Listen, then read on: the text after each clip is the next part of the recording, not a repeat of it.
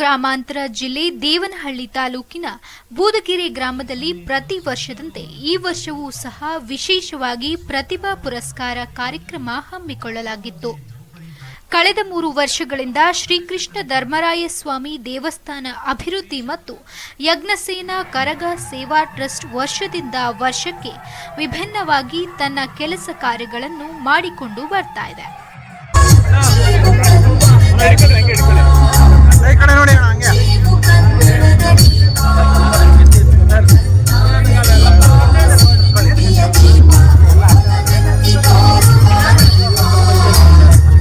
ಅಂತೆಯೇ ಈ ವರ್ಷವೂ ಸಹ ಸುಮಾರು 55ರಿಂದ 60 ವಿದ್ಯಾರ್ಥಿನಿಯರಿಗೆ ಪ್ರೋತ್ಸಾಹಧನ ಜೊತೆಗೆ ಗಣ್ಯರ ಸಮ್ಮುಖದಲ್ಲಿ ಸನ್ಮಾನ ಮಾಡಿಸಿಕೊಳ್ಳಲು ಅದೃಷ್ಟವನ್ನ ಈ ಟ್ರಸ್ಟ್ ಕಲ್ಪಿಸಿಕೊಟ್ಟಿದೆ. ಯಜ್ಞಸೇನಾ ಸೇವಾ ಟ್ರಸ್ಟ್ ಈ ಟ್ರಸ್ಟ್ ಪ್ರಾರಂಭವಾಗಿ 3ನೇ ವರ್ಷಕ್ಕೆ ಕಾಲಿಟ್ಟಿದೆ.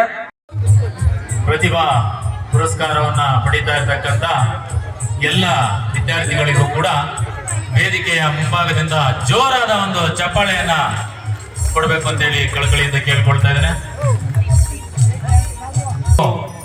KN ಫೌಂಡೇಶನ್ ಬೆಂಗಳೂರು ಇವರು ಈ ಒಂದು ಕಾರ್ಯಕ್ರಮವನ್ನು ಉದ್ದೇಶಿಸಿ ಹಾಗೂ ಮಕ್ಕಳನ್ನ ಉದ್ದೇಶಿಸಿ ಅವರಲ್ಲಿ ಇನ್ನು ಕಾರ್ಯಕ್ರಮದ ಕೇಂದ್ರ ಬಿಂದುಗಳಾಗಿ ಆಹಾರ ಮತ್ತು ನಾಗರಿಕ ಪೂರೈಕೆ ಸಚಿವ KH ಮುನಿಯಪ್ಪ ಹಾಗೂ ನೂತನ ವಿಧಾನ ಪರಿಷತ್ ಸದಸ್ಯರಾದ ರಾಮೋಜಿ ಗೌಡ, ಮಾಜಿ MLC ಆದಂತಹ P ರಮೇಶ್ ಹಾಗೂ ರಾಜ್ಯ KPCC ಪ್ರಚಾರ ಸಮಿತಿ ಸಂಯೋಜಕರಾದ LH ಮಂಜುನಾಥ್ ಮತ್ತು KN ಫೌಂಡೇಶನ್ ಚೇರ್ಮನ್ ಆದ ರಾಜ್ ಕೃಷ್ಣಮೂರ್ತಿರವರು ವಿಶೇಷ ಆಹ್ವಾನಿತರಾಗಿದ್ದರು. ವಿಶೇಷವಾಗಿ ಈ ಟ್ರಸ್ಟಿನ ಅಧ್ಯಕ್ಷರಾದ ಮುನ್ರಾಜ್ ಮಂದಾರ್ ಮತ್ತು ಸದಸ್ಯರಿಗೆ ವಿಶೇಷವಾಗಿ ಧನ್ಯವಾದಗಳನ್ನು ಹೇಳ್ತೀನಿ. ಅತಿ ಪವಿತ್ರವಾದಂಥ ಕೆಲಸವನ್ನು ಮಾಡ್ತಾರೆ. ಮಕ್ಕಳಿಗೆ ಪ್ರೋತ್ಸಾಹ, ಪುರಸ್ಕಾರ ಮತ್ತು ಒಂದು ಉತ್ತೇಜನವನ್ನು ಕೊಡುವಂಥದ್ದು ಮಾಡಿದರೆ ಬಹಳ ಮುಖ್ಯ. ಇದರಿಂದ ಮಕ್ಕಳಿಗೆ ಇನ್ನಷ್ಟು ಒಂದು ಪ್ರೋತ್ಸಾಹ ಸಿಗ್ತದೆ. ಅದರಿಂದ ಇನ್ನೂ ಗುಣಮಟ್ಟದ ವಿದ್ಯಾಭ್ಯಾಸವನ್ನು ಮಾಡಿ ಅವರ ಭವಿಷ್ಯವನ್ನು ರೂಪಿಸ್ಕೊಳ್ಳೋದಾಗ್ತದೆ. ಅದಕ್ಕೆ ಈ ಕಾರ್ಯಕ್ರಮ ಮಾಡೋರು ಎಲ್ಲರಿಗೂ ಕೂಡ ನಾನು ಧನ್ಯವಾದಗಳನ್ನು ಹೇಳ್ತೀನಿ. ಮಕ್ಕಳಿಗೆ ಅದೇ ಒಂದು ಜೀವನದಲ್ಲಿ ಒಂದು ಗುರಿ ಇಟ್ಕೊಳ್ರಿ, ಗುರುಗಳನ್ನ ಆಶೀರ್ವಾದ ತಗೊಳ್ರಿ, ಏನಾದರೂ ಸಾಧನೆ ಮಾಡಿರಿ. ಮತ್ತು ನೀವು ಏನೋ ಒಂದು ಸಾಧನೆ ಮಾಡಬೇಕು ಅಂತೇಳಿ ಕೊನೆ ಹಂತದಲ್ಲಿ ಪ್ರಯತ್ನ ಪಡಬೇಡ್ರಿ. ಈಗಲಿಂದನೇ ಬೇಸಿಕ್ ಆಗಿ ಒಂದು 5 ವರ್ಷ ನಿಮ್ಮ ಏನೋ ಗುರಿ ಇದೆ ಅಂದರೆ ಈಗಲಿಂದ ಪ್ಲ್ಯಾನ್ ಮಾಡಿರಿ ಅಂತ ಹೇಳಿ.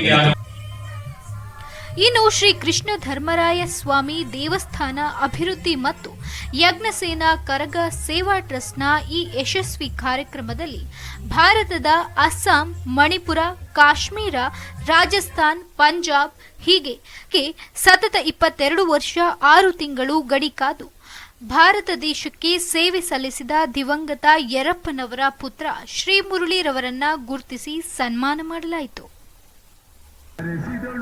ಇನ್ನು ಟ್ರಸ್ಟ್ನ ಈ ಕಾರ್ಯಕ್ರಮದಲ್ಲಿ ಒಂದು ಕಡೆ ಮಧುಸೂದನ್ ಹಾಗೂ ವನಿತಾ ಹಿರೇಮಠ್ ಸಂಗೀತ ಕಾರ್ಯಕ್ರಮ ಕೊಟ್ಟರೆ, ಮತ್ತೊಂದು ಕಡೆ ಶ್ರೀ ಶಾಂತಾ ನೃತ್ಯ ಕಲಾ ಅಕಾಡೆಮಿಯಿಂದ ಭರತನಾಟ್ಯ ಕಾರ್ಯಕ್ರಮವನ್ನ ಹಮ್ಮಿಕೊಳ್ಳಲಾಗಿತ್ತು.